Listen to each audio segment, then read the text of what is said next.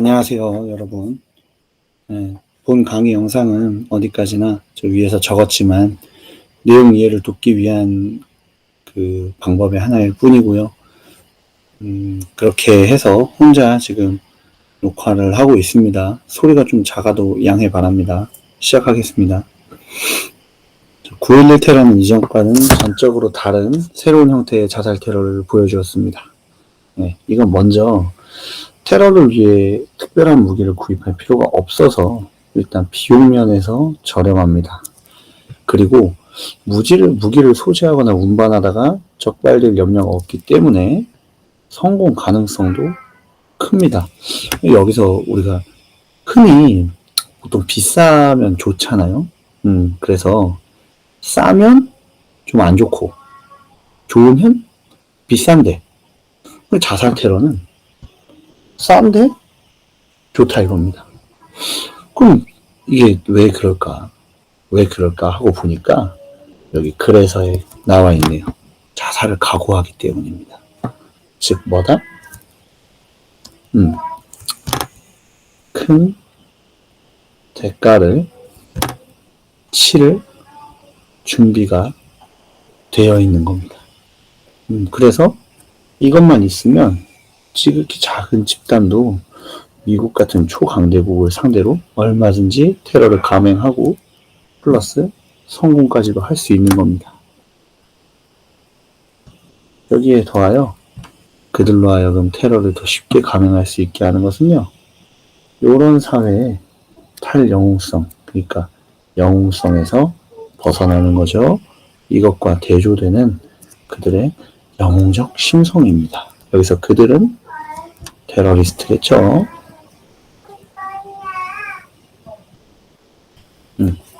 그래서 우리가 들어서 하는 지극히 작은 집단들은요, 테러 조직들이겠죠. 작은 이런 것들이라고 할 수 있겠습니다.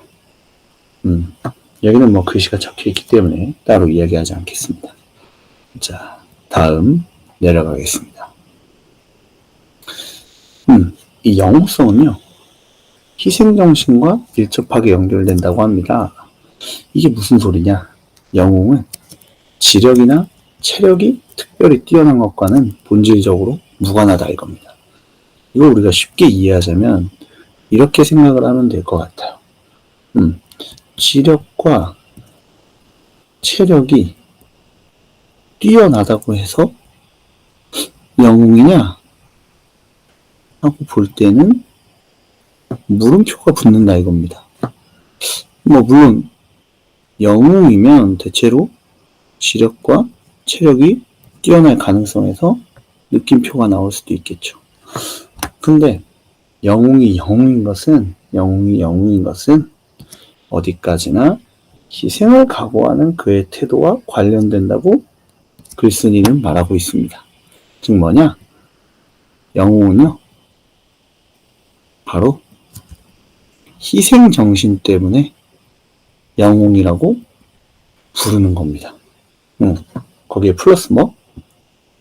그 희생을 위한 목적은요, 공동체를 위한 것이거든. 이번에 답 나왔죠. 그래서 자신만의 이익을 위해 힘쓰는 것을 상인의 태도라고 지금 이야기를 하고 있습니다. 이 영웅이 상인과 다른 점은요, 누가? 여기선 당연히 영웅이겠죠. 영웅이 죽어서까지 이루려고 애쓰는 그 목적이 바로 공동의 것이라는 데 있습니다.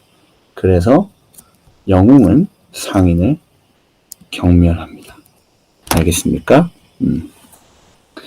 제1차 세계대전이 발발한 이듬해에 룸바르트라는 사람은요, 이런 제목의 책을 냈어요. 좀 소주제랑 똑같은데, 그래서 독일이 서구, 여기서 우리가 파악해야 되는 건 뭐예요?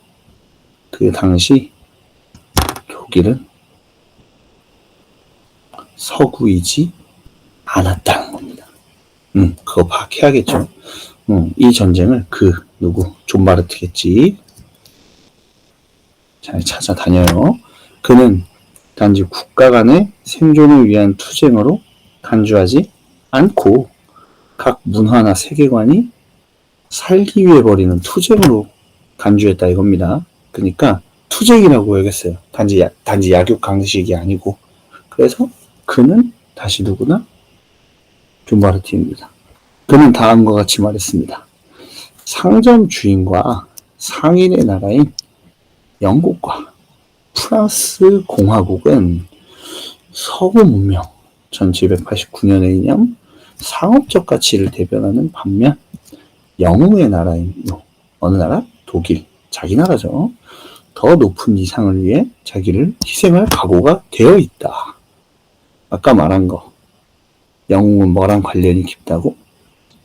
희생정신과 관련이 깊대요. 그러니까 영웅의 나라인 독일은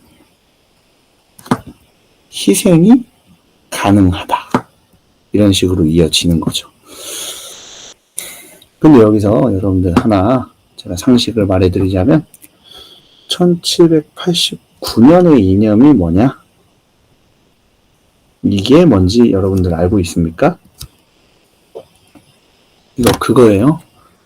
프랑스 대혁명입니다. 그럼 여러분들이 이제 의아할 수 있어. 프랑스 대혁명은 좋은 건데 어째서 저 존 바르트라는 사람은 이걸 부정적으로 말했을까? 거기에 대해서는 짤막하게 상식을 얘기해주면 1870년에요. 독일과 프랑스 사이에 전쟁이 일어나요. 근데 이 결과 어떻게 되냐면 1871년에요. 독일이요. 승전을 해요. 그럼 여기서 우리가 알아야 될 건 뭐냐? 1789년 이후 프랑스는 민주주의 확립이 진행되던 시기였습니다. 근데 이 이후에 독일은 산업화가 급속히 진행이 되던 시기였습니다. 그래서 존 바르트 같은 사람들 입장에서는요, 요거를 약간 나약함이라고 생각할 수 있었던 겁니다. 왜냐? 원래는 독일이랑 프랑스를 놓고 보면 프랑스가 더 강한 나라였거든. 독일은 약한 나라였고. 근데 프랑스 혁명이 있은 후 요 80년이라는 시간이 지나고 나서 독일이 프랑스를 이겼다 이겁니다. 그러니까 이 당시에 지식인들은 민주주의를 반드시 긍정적으로 보지만은 않았을 수도 있다는 걸 우리가 내리짐작할 수 있겠죠. 좋습니다. 자, 다음 가겠습니다. 그래서 존 바르트 외에도 당시에 많은 독일 사상가들, 그러니까 존 바르트 플러스죠. 상인의 심성을 경멸했습니다. 왜냐?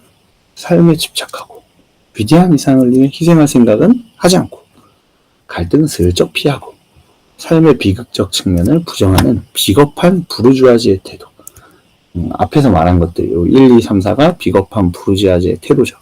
이것을 그들 누구? 요 사람들입니다. 역겹게 생각했다 이겁니다. 그래서 결국 지금 보면 아마 저 독일 사상가들은 지금의 우리를 역겹게 생각할 수도 있어요. 왜냐하면 삶에 집착하고 희생할 생각하지 않고 갈등은 피하고 삶의 비극적 측면을 애써 외면하는 우리 아닙니까? 그쵸? 그럴 수 있다 이겁니다. 그것은 또한 민주적인 평범함에 대한 거부감이기도 했습니다. 뭐야?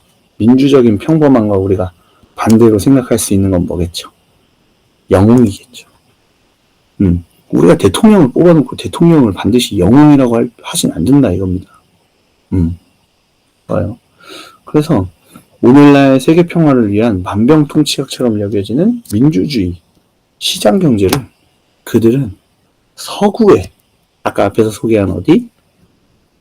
영국과 프랑스의 천박한 부르주아적 태도의 온상으로 간주하고 그에 대항하는 자신들 누구? 독일이겠죠. 영웅적 문화를 예찬했다 이겁니다. 그래서 이렇게 예찬을 했는데 독일 지식인들이 경멸했던 이와 같은 영웅적이지 못한 상인적인 삶의 태도와 방식은 오늘날은 어떻다?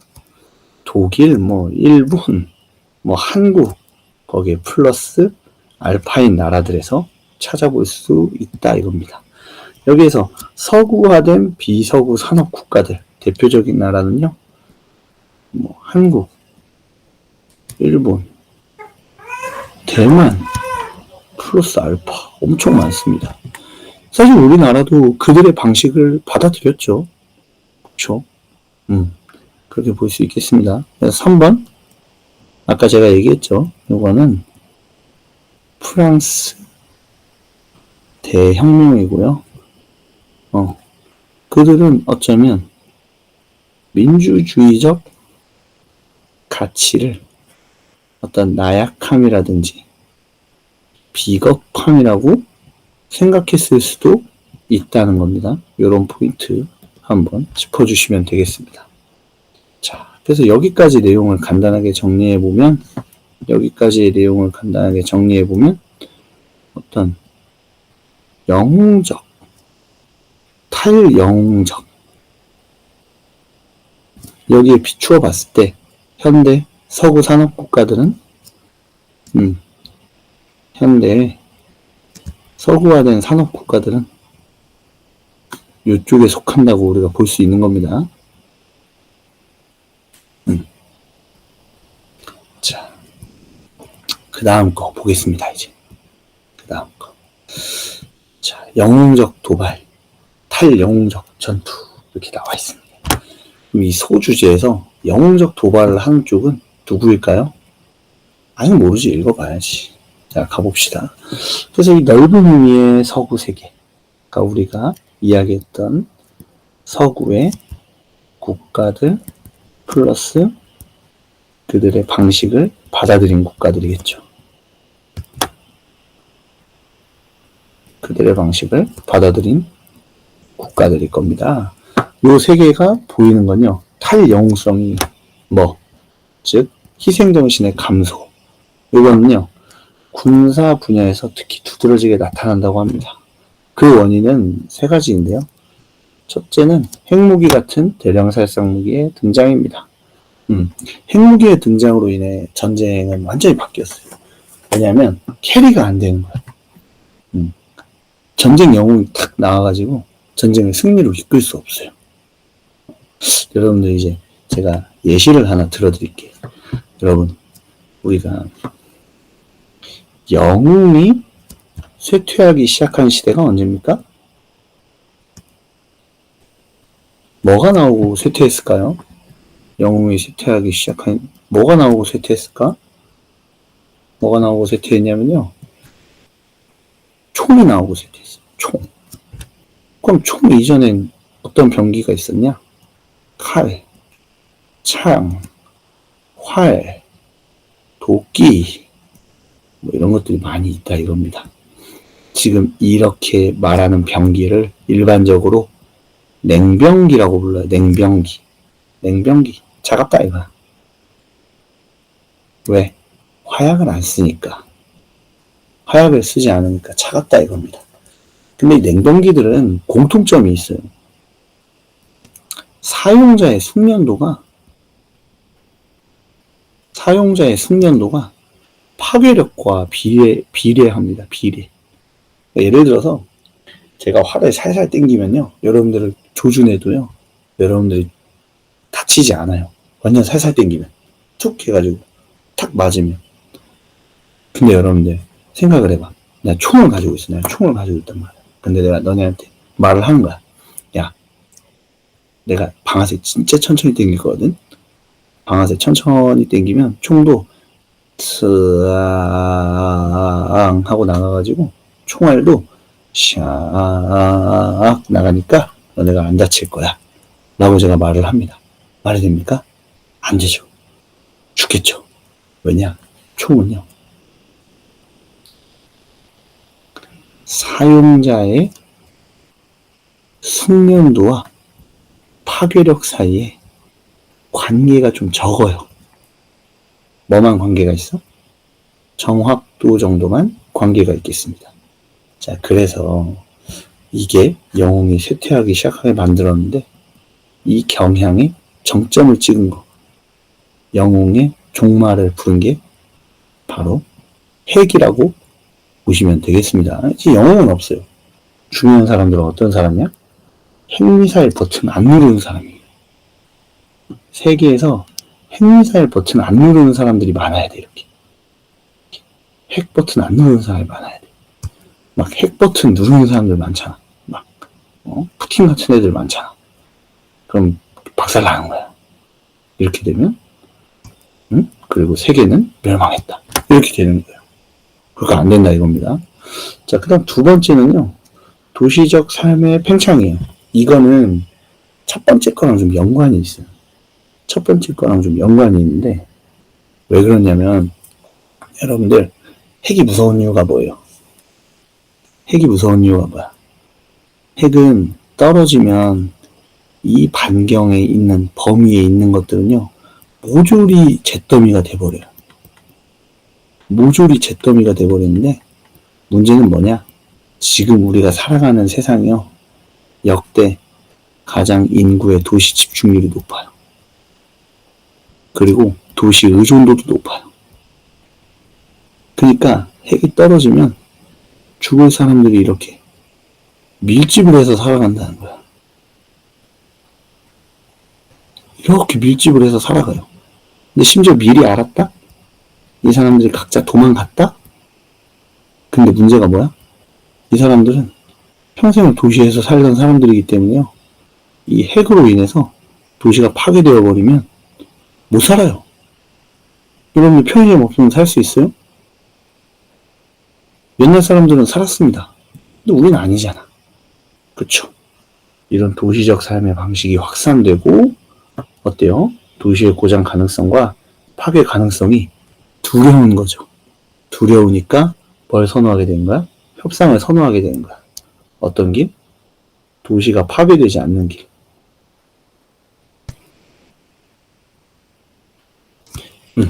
그리고 셋째는 인과학적 변화인데 요건 간단하게 보면 되겠습니다.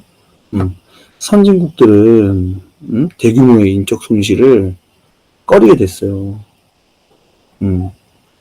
옛날처럼 사람들이 많이 나오지 않으니까. 옛날엔 많이 나오고 많이 죽었거든요, 사람이. 근데 이제는 사람이 많이 죽지도 않지만 많이 나오지도 않습니다. 그 결과 전쟁 수행의 방식에서 탈영웅성이 두드러지게 되었습니다. 뭐다? 미사일 버튼 누르고 승리하는 애보다는 상대랑 내가 미사일 버튼을 안 누르게 하는 사람이 더 좋은 사람이 된 거예요. 그래서 이 영웅적 전투에 따르는 리스크가 이 세계의 특정 지역, 어디? 넓은 의미의 서구 국가, 서구 국가들에서 지나치게 높아진 거야. 이걸 우린 뭐라고 말해요? 잃을 것이 너무나도 많다라는 거예요. 잃을 것이 너무나도 많다라고 하는 겁니다. 그래서 뭐 서로게이트는 전 잘 모르겠습니다. 근데 여러분들 아바타 알 거예요. 아바타. 이 아바타를 이런 식으로 해석을 하고 있습니다. 예, 자기 희생 없는 전쟁. 최근에 그런 것들이 나오고 있죠. 뭐 드론이라고 여러분들 다 알 겁니다. 근데 이게 전쟁용으로도 막 나오고 있어요. 드론이 터진다고 사용자가 죽지 않죠. 그래서 얘는 탈영웅성이 발생하고 있는 겁니다. 자, 바로 이 포인트. 즉 넓은 의미의 서구 세계가 보이는 탈영웅성은 요 서구 세계와 맞서 싸우려는 사람들, 우리가 흔히 말하는 테러리스트들입니다. 요 사람들의 영웅성과 아주 극명한 대조를 이룬다는 겁니다. 그들 누구? 테러리스트들.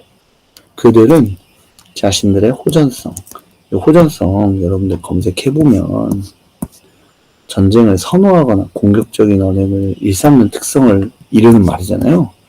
네, 제 생각에는요, 약간 전쟁을 좋아하는 이라고 하면 너무 광적이잖아. 그러니까 여기서는 전쟁을 두려워하지 않는 성질이라고 정리를 해주면 적합하겠습니다.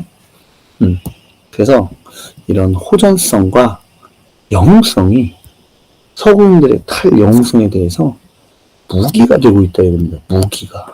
그래서 우리 오사마 빌라덴은 이렇게 얘기하고 있어요.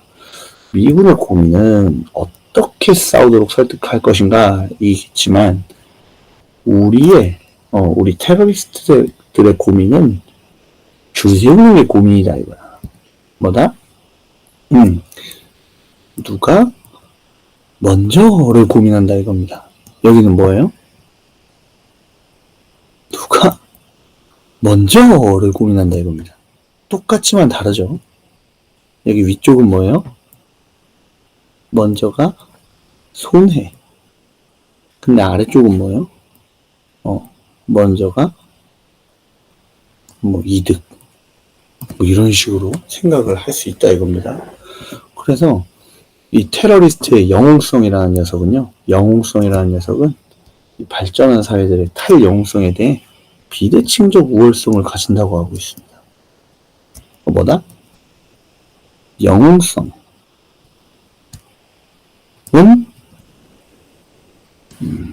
미안합니다. 영웅성은 탈영웅성에 대해서요. 비대칭적 우월성을 갖는데요. 그래서 비대칭적 우월성이 의미하는 바가 뭘까요? 의미하는 바가 뭘까? 포인트는 결국 뭐다? 희생정신이다 하는 겁니다. 여기에는 있고 여기에는 없죠. 이게 핵심이겠죠. 그래서 죽음을 두려워하지 않으면 목숨을 희생할 각오를 하면 어때? 공격 후에 탈출을 염려할 필요가 없으므로 성공 가능성은 훨씬 더 커진다. 우리 이건 언제 봤죠? 아까 1문단에서 비슷한 내용을 봤을 겁니다. 테러리스트의 영웅성이 가지는 비대칭적 우월성이 근데 이런 전술적 차원에서만 존재하는 건 아니에요. 여러분들 여기서 상식적으로 한번 우리 전략을 뭐라고 하고 전술을 뭐라고 하죠? 뭐라고 합니까? 자, 알아서 답해보세요. 질문에 답하고 싶으면 멈춰. 전략은 일반적으로 우리가 택틱이라고 합니다. 전술은 스트래러지라고 해요. 스트래티지. 그래서 전략은 뭐냐면 이게 전쟁의 승리가 목적인 방책이에요. 전술은 뭐냐면요. 전투의 승리가 목적인 어떤 기술이나 방책을 가리킵니다. 그래서 여기서 우리가 이거에 대해서 우리가 얘기를 해야 되는 거야. 그럼 이 전술적 차원이 의미하는 바는 뭘까? 여기서 전술적 차원이 의미하는 바는 뭘까? 하는 거예요. 이건 뭐냐? 테러의 성공 5월 실패를 가리키는 말이라고 볼 수 있습니다. 왜? 테러는 테러리스트 입장에선 전투입니다. 이 테러는 테러리스트 입장에서는 전투예요. 자살 테러를 하는 이유가 뭡니까? 이들 입장에서는 전투 아닙니까? 이 전투를 성공하면 어때? 성공하면 yes.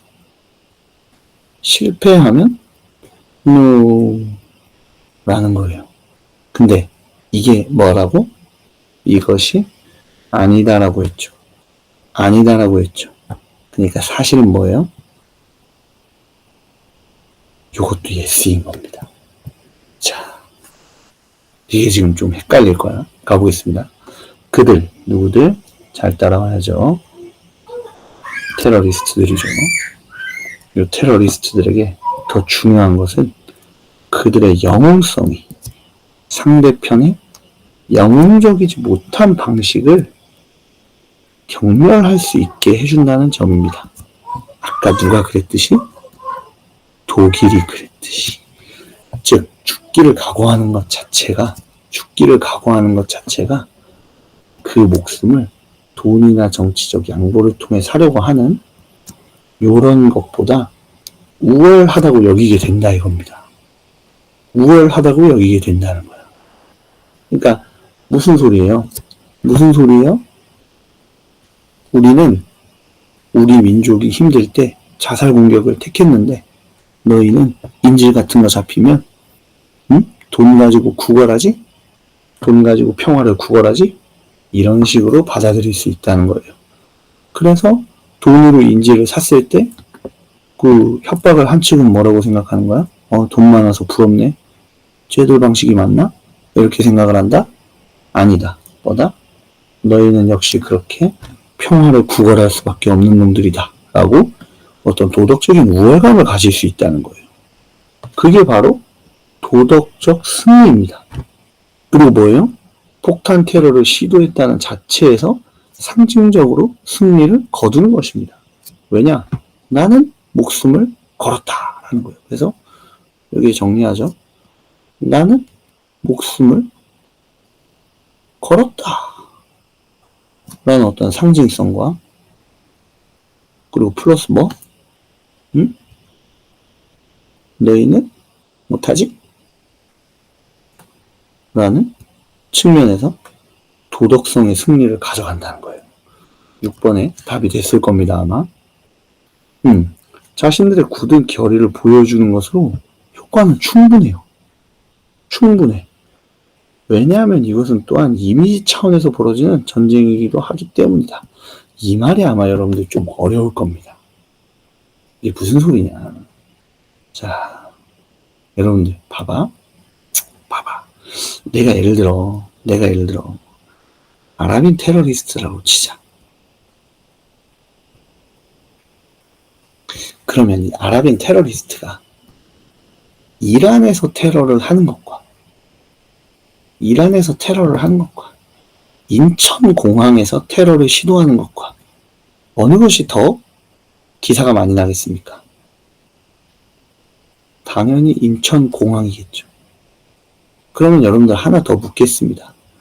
이란에서 성공한 테러와, 자 봐봐, 이란에서 예를 들어 성공했는지 모르고 인천공항에서 성공했는지 모르는 테러라고 할 때 인천공항에서 한 게 기사가 더 많이 난다고 했습니다.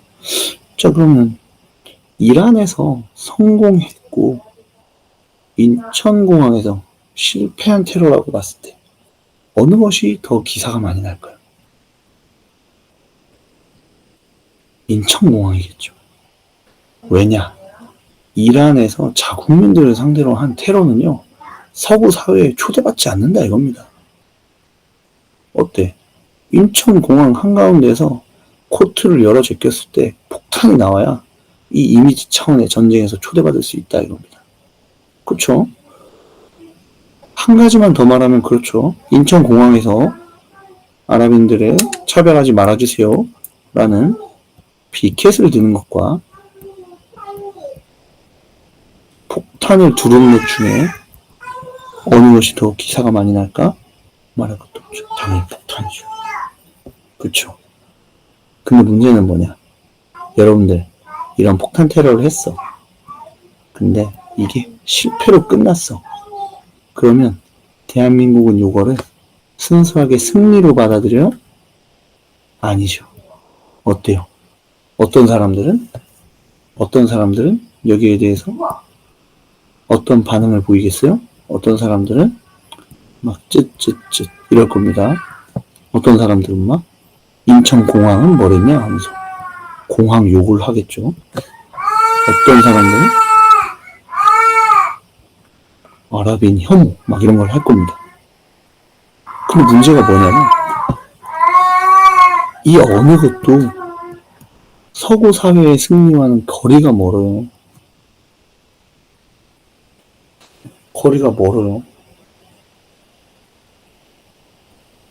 응? 왜냐? 여러분들 생각을 해보세요. 막 찌찌찌 공항 욕을 한다. 이러면 어떻게 되겠어요?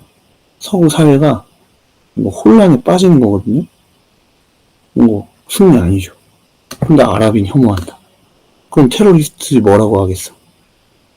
저것이 그들의 본심이다. 이럴 거 아니야? 그리고 만약에 이게 어떤 아랍 지원 중단으로 연결이 된다? 만약에? 이러면 결국 아랍 사람들은 어디에 가야 됩니까?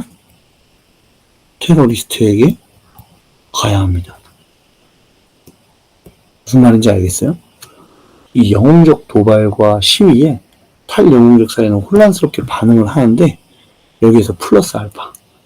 뭐? 승리의 길이 더 멀어지는 거야. 그쵸? 그쵸? 이 내용에 대해서는 아까 설명했죠. 피켓 뜨는 것보단 폭탄이 필요하다. 이런 식으로. 자, 그래서 여기까지 내용을 한번 정리해보면, 원래 안 적는데 적어보겠습니다. 영웅성이 테러리스트에게 아주 꿀 같은 걸 줍니다. 어떤 거? 비대칭적 우월성이라는 걸 주고 있어요. 왜? 실패해도 성공이니까. 그러니까 비대칭적이죠. 실패하면 실패여야 서구사회랑 대칭적인데 성공하면 땡큐고요. 실패해도 세모, 5월, 동그라미 상황인 겁니다. 이러니까 환장을 하죠. 이러니까 환장을 하는 겁니다. 자, 좋습니다. 일단 여기까지 한번 1차적으로 녹음을 해보겠습니다.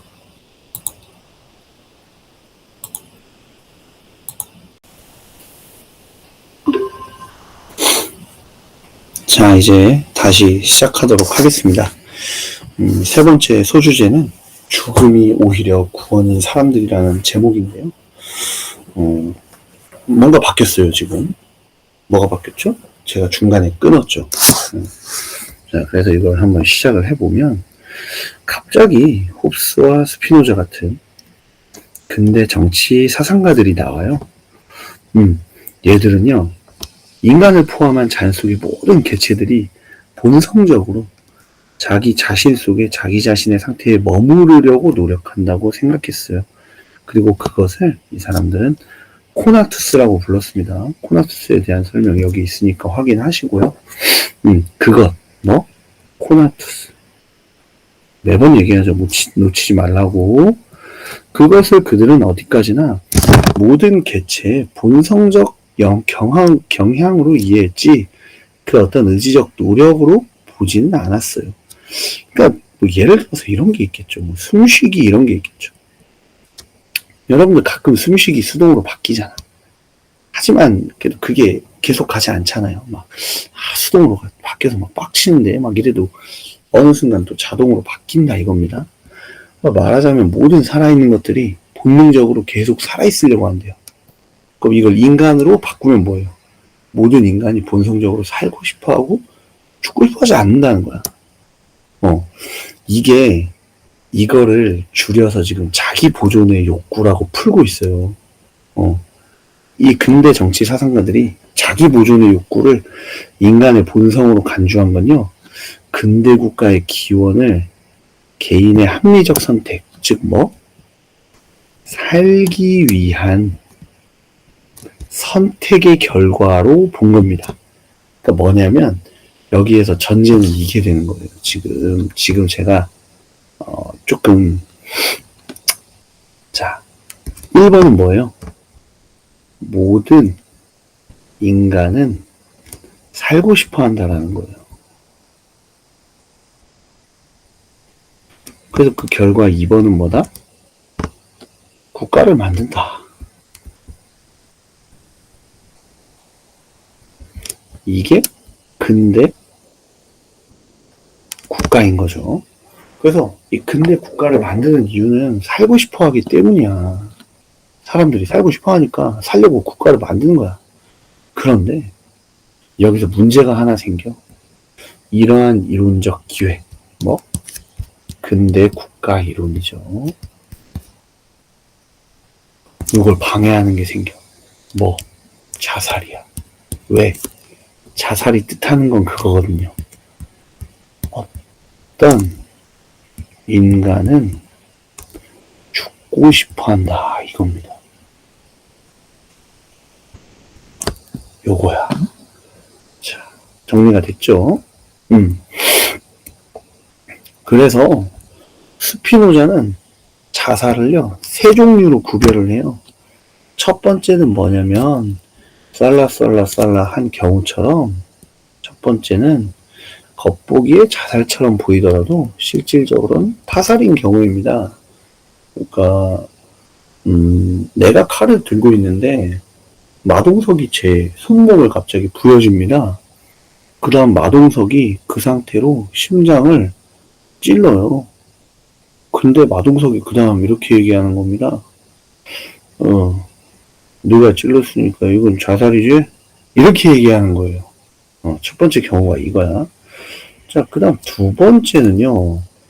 독배를 들고 죽은 로마의 철학자 세네카의 경우처럼 사는 것이 죽는 것만 못한 상황에서 기꺼이 죽음을 택하는 경우예요. 조금 이따 얘기하겠습니다. 그 다음에 이제 세 번째는요. 뭐야? 착각이죠. 착각 상태죠. 그래서 스피노자가 주장하고자 한 것은 인간이 타인에 의해 강제되었거나 첫 번째 거겠죠. 미신적 종교의 환각에 빠진 경우. 세 번째 경우입니다. 이게 아니라면 어떠한 경우에도 자살을 택하지 않는다는 것이야. 이걸 말한 이유가 뭐야, 결국. 인간은 자살을 택하지 않는다. 뭐 한다? 당한다. 자살을 당한다 라고 말하고 싶었던 거야. 그럼 여러분들이 의문이 생길 수 있잖아. 저 두 번째 경우, 세네카의 경우 보면 사는 것이 죽는 것만 못한 상황에서 기꺼이 죽음을 택하는 경우라고 나왔습니다. 그럼 이거는 해당이 안 되는 거 아니냐 하고 제가 찾아보니까 이 두 번째 경우가 어떤 케이스냐면 사는 것이 죽음만 못한데요. 그 이유가 뭐냐면요. 어떤 명예 같은 거예요. 명예 같은 거. 어떤 체면. 그러니까 뭐냐면 이 사람은 그걸 택한 거예요. 치욕스런 삶보다는요. 명예로운 죽음을 택한 겁니다.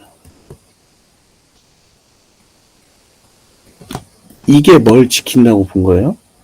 자신의 삶의 의미를 지킨다고 본 거예요. 저 세네카라는 사람이 참고로 어떤 사람이냐면요. 그 로마 네로의 스승이에요. 네로의 스승. 네로 황제. 근데 이제 네로 황제가 막 도시에 불 지르고 막 나쁜 짓 하니까 자꾸 하지마 하는데 듣습니까?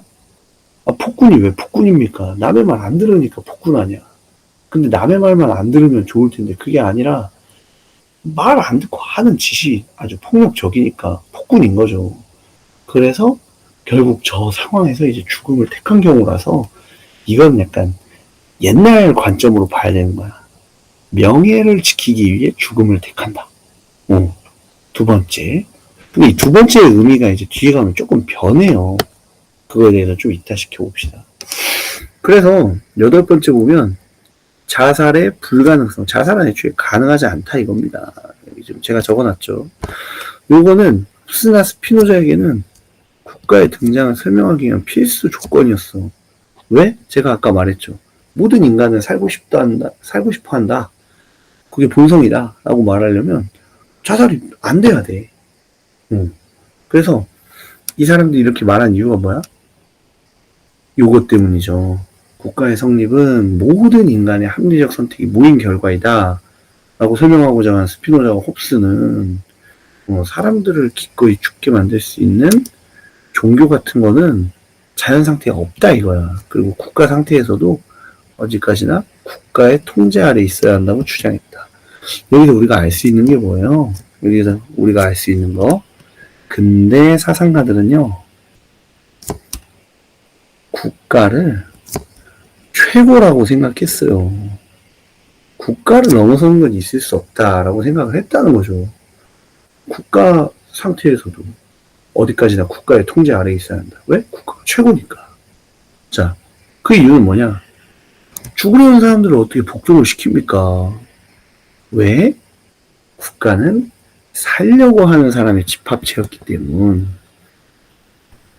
국가는 살려고 하는 사람의 집합체야.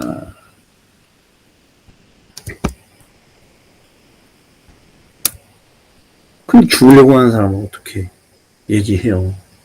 그러니까 우리도 똑같잖아. 공부를 하라고 아무리 해도 저 대학 갈 마음이 없는데요. 선생님들도 말문이 팍 막히잖아. 기꺼이 저 대학을 안 가려는 사람들을 어떻게 대학이라는 프레임으로 복종을 시킵니까? 그쵸? 자, 근데 이 두 번째 경우에 대해서 글쓴이가 좀 해석을 달리합니다. 사는 것이 죽는 것보다 못한 상황입니다. 이때 사람들은 기꺼이 죽기를 각오하게 되는데요. 여기서 우리가 하나 체크해 볼 게 있어. 뭘 체크해 봐야 되냐면, 사람들이 사는 것이 죽는 것보다 못한 상황이 하나 추가가 됐어요. 어떤 상황? 생활의 비참함입니다. 요런 것도 이제 생각을 해봐야 되는 세상이 왔다 이겁니다. 자, 그래서 9번 글 같은 경우는 제가 간단하게 짚어드릴 건데, 밑줄도 많이 안 칠 거예요.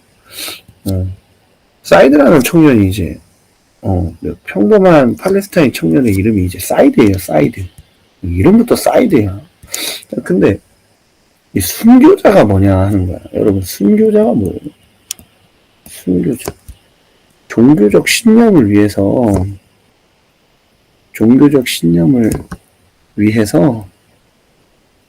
기꺼이 목숨을 바치는 사람 아닙니까? 목숨을 바치는 사람을 우리는 순교자라고 합니다. 근데 이 글 내용을 읽어보면 알겠지만, 이 사이드가 순교자가 된 이유는요, 그게 아니에요. 그게 아니야. 뭐냐? 사이드가 순교자가 된 이유는 뭐냐면, 첫 번째는 그거예요. 어머니와 동생을 위해서야. 그쵸? 어머니와 동생을 위해서야. 그리고 두 번째는요, 지금 자신을 위해서라고 적었는데, 이게 무슨 소리냐면, 순교자를 택하지 않는 한, 자신의 삶이나 죽음이나 또이또이 하거나 오히려 죽음이 낫다 이겁니다. 그래서 뭐야? 요 이유 때문에, 에이씨, 그냥 순교자의 길을 택했는데, 그러면 뭐까지도? 어머니와 동생까지도 챙길 수 있어. 개이득이지. 그쵸? 그래서 이 사람은 순교자가 되는 걸 택하는데, 이게 딱히 중요한 게 없어. 이거 말고는. 코란이 약속한다는 그 보상 뭐예요? 이슬람의 천국 아니겠습니까? 그쵸? 단지 뭐해? 그는 죽음보다 못한 삶에서 벗어나고자 할 뿐입니다. 그 다음 플러스 알파 뭐? 엄마와 동생까지도 생각을 하는 거죠. 그래서 폭탄을 터트린 다음에 천국이 펼쳐진다고 나와 있는데, 이게 엔딩 보면요, 새하예요. 새하였습니다. 천국이 펼쳐진다고 해서 막 날개 달리고 이런 거 아닙니다. 그냥 새하얗게 나와요. 그래서 이거 뭐예요? 약간 비유적이죠. 굉장히. 보통 우리가 하얀 거 천국, 검은 거 빨간 거 지옥 막 이러잖아. 그래서 천국을 비유적으로 표현하는 거라고 우리가 생각하면 좋겠습니다. 자, 그 다음 10번 문단 보겠습니다. 10번 문단. 자, 체첸 분리 독립주의자들이 러시아 모스크바의 어느 극장을 점령했습니다. 여러분, 우리가 아까 앞 시간에 다뤘다시피요, 만약에 체첸 분리 독립주의자들이 예를 들어서 체첸 지방에 극장을 점령했다. 그러면 사람들이 뭐라고 생각할까요? 이걸? 경영권 분쟁인가? 이럴 거 아니야. 경영권 분쟁이 일어났냐? 이럴 거 아니야. 그러니까 어디에 점령해야 되는 거야? 러시아 모스크바에 점령해야 되는 거야. 왜? 내가 임팩트를 주고자 하는 사람들은 체첸 사람이 아니라 러시아에 있는 사람이거든. 그 중에서도 어디에 있는 사람? 수도에 있는 사람들이거든. 정치적 어떤 권한을 쥐고 있는 사람들. 그래서 이 사건은 결국 120여 명의 희생자가 발생했어요. 사람이 엄청 많이 죽었는데, 놀라게 한 건 여기에 다수의 여성들이 이제 가담을 했다 이겁니다. 그래서 이 여성들의 대부분은 20대 초반이었대요. 이들을 사람들은 검은 미망인이라고 불렀는데, 사실 미망인이라는 표현은 이제 잘 쓰진 않는 표현이에요. 왜냐? 미망인이라는 게 보시면 알겠지만, 미망인이에요. 그래서 이게 아닐 미자야. 망한 게 아닌 사람이란 뜻이에요. 뭐야? 아직 안 따라갔다는 거예요. 남편을 안 따라갔다는 뜻이기 때문에 이걸 이제 많이 쓰진 않아요. 근데 그런 게 있는 거야. 뜻이 안 좋다고 해서 단어에 숨결이나 이런 게 없는 건 아니야. 왜냐면 여기는 미망인이라는 표현이 좀 적합하거든요. 예를 들어서 여기 과부라는 말을 적으면 어감이 안 산단 말이지. 검은 과부 이러면 막 뭐 해줘야 될 것 같아요. 이 사람 결혼 제가 시켜줘야 되나? 이런 생각이 든단 말이야. 그거보다는 좀 빡세고 과거의 표현이지만 미망이라는 표현이 또 어울린다 이겁니다. 좀 그 비참한 처지나 이런 걸 봤을 때 그들은 누구? 검은 미망인이죠. 잘 파악해라. 이들은요 부모를 잃은 채 성장했거나 전쟁 중에 남편, 자식을 잃은 사람들이에요. 또한 플러스 그들은 누구라고? 검은 미망인입니다. 계속되는 전쟁 속에서 막 이런 거 일상적으로 목격하고요. 막 직접 겪으며 살아요. 그럼 뭐예요? 결국 삶이 죽음보다 크게 낫지 않다 이겁니다. 어디 나은지를 모르겠다는 거야. 그래서 우리는 삶이 당연히 낫다고 생각하잖아. 대표적으로 뭐해? 개똥밭에 굴러도 이승이 낫다 막 이런 표현을 쓴단 말이야. 그래서 그들의 삶을 모르는 사람 입장에서는요. 이 자살 테러 같은 건요. 그저 끔찍하고요. 이해할 수 없는 것 뿐이에요. 이해할 수 없는 것 뿐이야. 하지만 죽음이 오히려 구원인 삶도 있고 죽음이 삶보다 훨씬 나은 선택인 경우도 있다 이겁니다. 아까 우리 사이드의 사례를 봐도 알겠죠. 사느니 그냥 이렇게 뻥 하고 말지. 이게 그러니까 그게 있는 거야. 제가 일반에서 사반에서 예시를 들었는데 좀 잔인한 예시긴 한데 내가 아무리 누군가를 싫어해도 내가 너무 살고 싶으면 당연히 걔를 죽이려고 하지 않아요. 왜냐면 내가 걔를 이길 확률이 높다고 해도 내가 죽을 수도 있는데 맞죠? 근데 반대로 나는 쟤만 죽으면 내가 죽어도 좋아 라고 마음을 먹은 사람 입장에서는요 확률이 좀 낮아도 가는 겁니다. 왜냐? 시도도 안 해보는 것보다는 근데 확률이 낮아도 한번 질러보는 게 낫거든. 그쵸? 어쩌면 쟤도 죽을 수도 있어 라는 무시무시한 생각을 품을 수도 있거든. 그래서 이런 경우에 이제 우리와 그들 우리 서구 사회 기반의 사람들과 우리 테러리스트들 사이에 생각의 거리가 너무 먼 거죠. 그 거리가 너무 멉니다. 그래서 스피노자나 홉스가 말하고자 한 것은 뭐예요? 결국 국가는요 최소한 죽음을 합리적으로 선택하게 해서는 안 된다는 것이다. 뭐다? 자살시켜서는 안 된다는 거예요.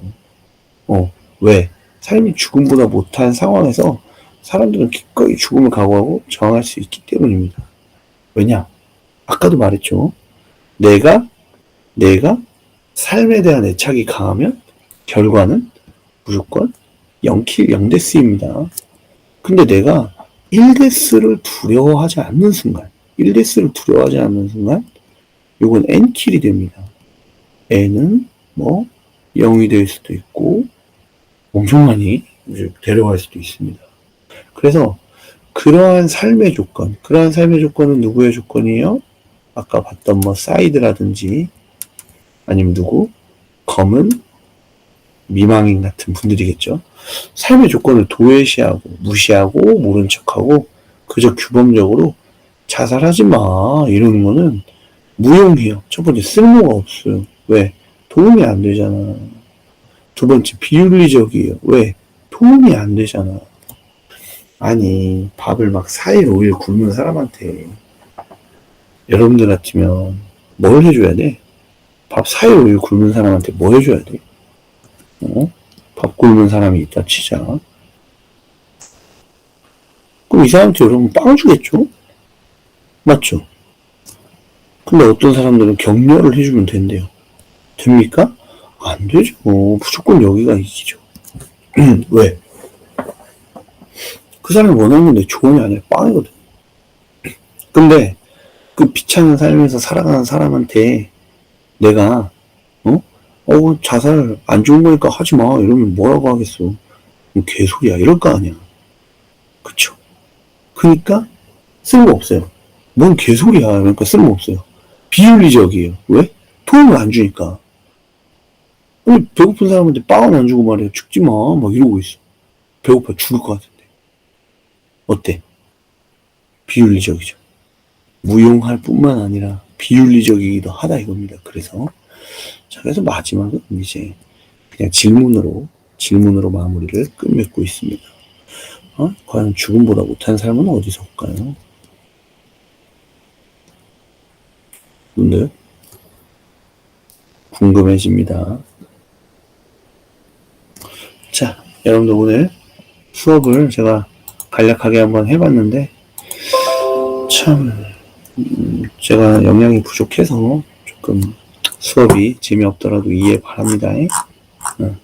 자, 이제 마치도록 하겠습니다. 고생하셨습니다. 다음에는 홈타이지 또 녹화를 해보겠습니다. 수고했어요.